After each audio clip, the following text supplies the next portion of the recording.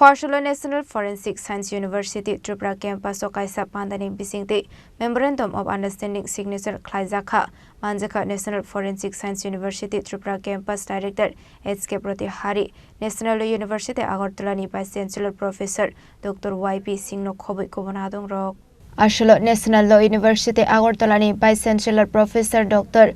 YP Singh Pandawakok Sanani Thangai Shaka National Forensic Science University Tripura campus and National Law University Agartala ni Bisingtwi Memorandum of Understanding Signature Khlaijakha hanai. Respected Dr. HK Hari ji, Deputy Registrar, Associate Dean of the Forensic Science Campus, all the learned faculty members, my colleagues from all universities, and guests and media personnel. It is a very great moment for all of us that we are signing this Memorandum of Understanding with National Forensic Science University. Sir has rightly mentioned that forensic science and law are two sides of the same coin. We are all part of this justice delivery system, and rightly or wrongly we have adopted a justice delivery system which is called adversarial in nature, adversarial justice delivery, because we inherited from British. And adversarial justice delivery system functions on three important principles. One principle is that justice should not only be done, it must seem to be done. So we don't focus only on the substantive justice, but the entire process is important. And that is why we adopted codes like Civil Procedure Code earlier, CRPC, Criminal Procedure Code, and Indian Evidence Act. All three are basic fundamental procedural law codes in India. Now two have been replaced by Bharatiya Nagarik Suraksha Samhita and Bharatiya Saksha Adhiniyam, but majorly principles are same. Principles are same. An Indian Evidence Act, which was drafted in 1872, was one of the best drafted act of the world.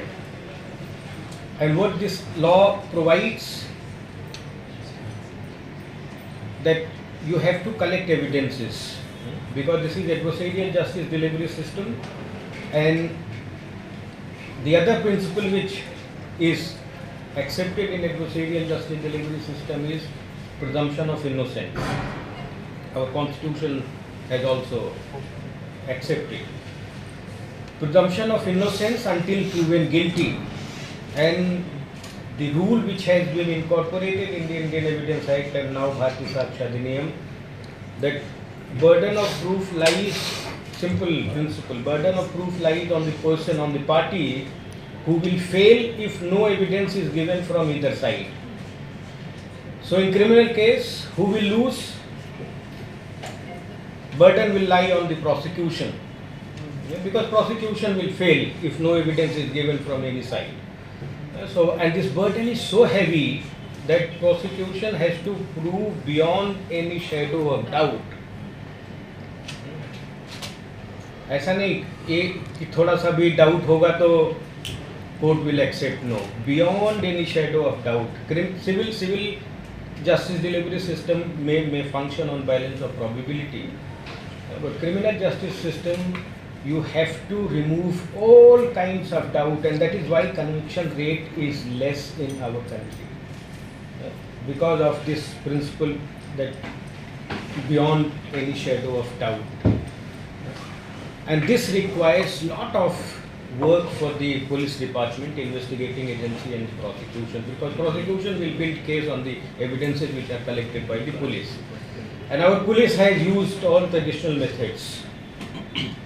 The third principle on which criminal justice delivery system will function is I think sir was referring in last meeting, that let thousands of guilty get scot-free, but one innocent should not be punished, because we started with presumption of innocence. Raja Khor Agulini Sumi Pranamni Kokthum Chini Khorang.